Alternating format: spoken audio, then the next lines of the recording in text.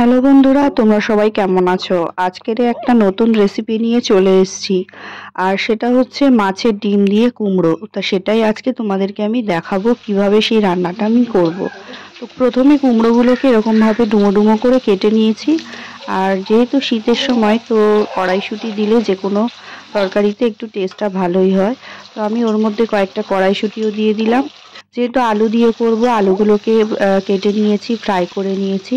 তার সাথে পেঁয়াজ কুচি দিয়ে দুটোকে একসাথে একটু নেড়ে চেড়ে নেব। হালকা ব্রাউন কালার চলে এলে তার মধ্যে দিয়ে দেবো এই কেটে রাখা কুমড়ো আর কড়াইশুঁটিগুলো দিয়ে ভালো করে একটুখানি নেড়ে চেড়ে নেব।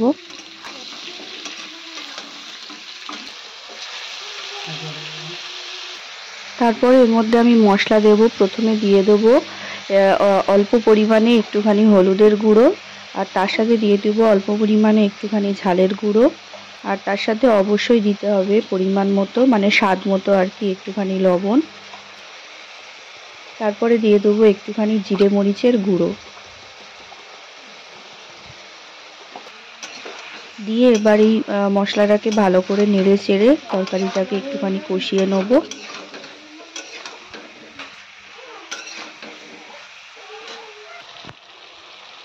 তারপরে দেখা যাবে এর থেকে একটু হালকা হালকা জল ছাড়তে শুরু করেছে। তরকারিটা বেশি গ্রেভি হবে না, একটুখানি মাখো মাখো করে করব আর কি।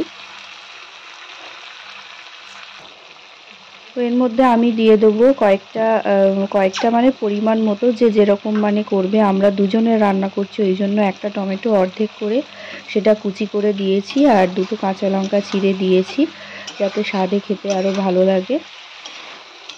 যারা টমেটো খেতে পছন্দ করো না, টমেটোটা নাও দিতে পারো।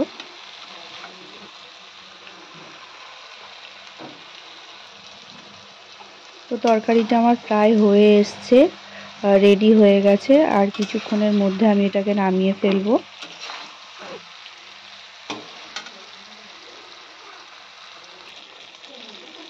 তো এটার জল অলরেডি ছেড়ে দিয়েছে। এর মধ্যে এবার আমি দিয়ে দেবো মাছের ডিমগুলো, যেগুলো আমি ফ্রাই করে রেখে দিয়েছিলাম।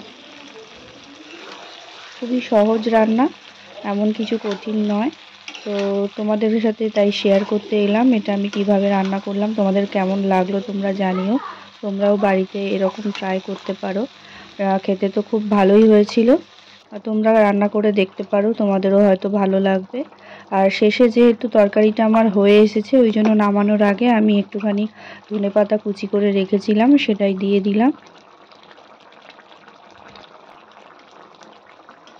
তো রুই মাছের ডিম দিয়ে কুমড়ো আলুর তরকারি একেবারে রেডি হয়ে গেছে। কেমন লাগলো তোমাদের রেসিপিটা জানাতে কিন্তু ভুলো না। তোমরা অবশ্যই বাড়িতে এরকম ট্রাই করে দেখো কেমন লাগে তোমাদের খেতে। তো চলো, আসবো আবার পরের ব্লগে। এটা রান্নার ব্লগ নিয়ে আজকে তোমাদের কাছে এলাম। ভালো লাগলে সাবস্ক্রাইব করতে ভুলো না।